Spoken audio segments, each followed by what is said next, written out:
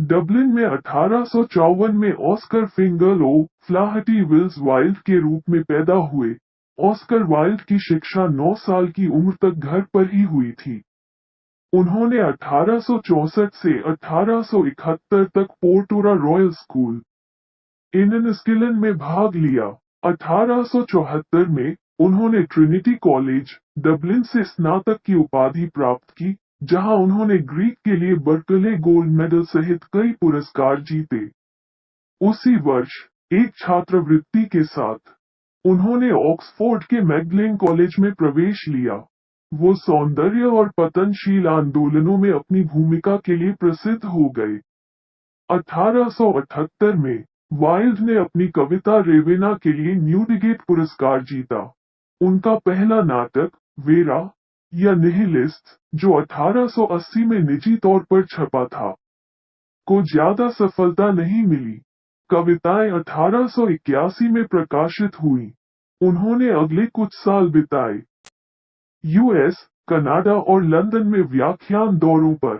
वो अपनी चमचमाती बातचीत, चुटीली बुद्धि और भड़कीले परिधानों के लिए जाने लगे।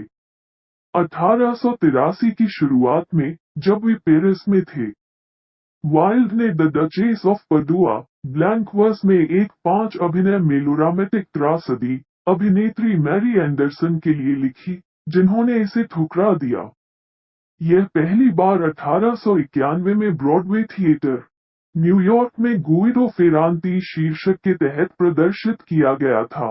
1887 के मध्य में वो द लेडीज वर्ल्ड पत्रिका के संपादक बने, जिसका नाम बदलकर द वुमेन्स वर्ल्ड रखा गया। वाइल्ड ने कला, उसके उद्देश्य और सर्वोच्चता के बारे में अपने विचारों को परिष्कृत किया और अपने एकमात्र उपन्यास the picture of Dorian Gray 1890 में पतन, दोहराव और सुंदरता के विषयों को शामिल किया।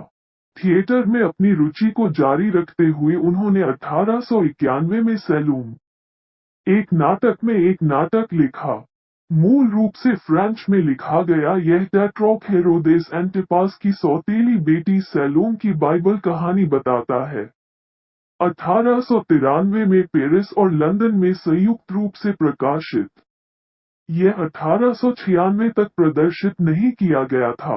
Wild 4 comedy Lady Windermere's fan, a woman of no importance, an ideal husband और द विक्टोरियन लंदन के सबसे सफल नाटककारों में से एक बन गए। ईमानदार होने का महत्व पहली बार 1895 में सेंट जेम्स थिएटर, लंदन में जॉर्ज एलेक्जेंडर के सहयोग से प्रदर्शन किया गया था।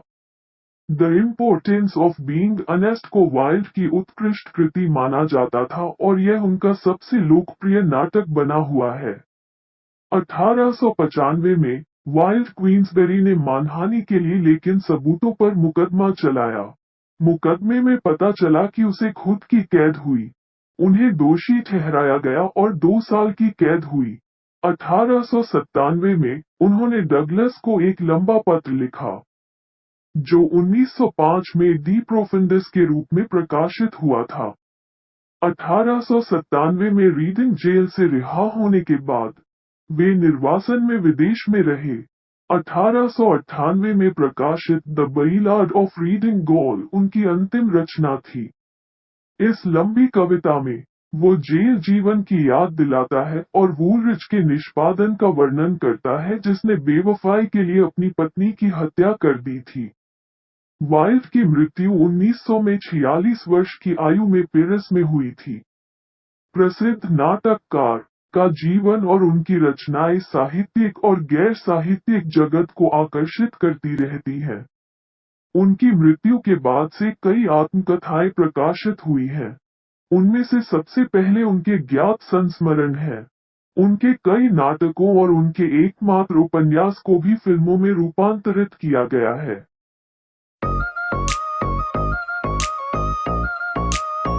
Let me be your yes man.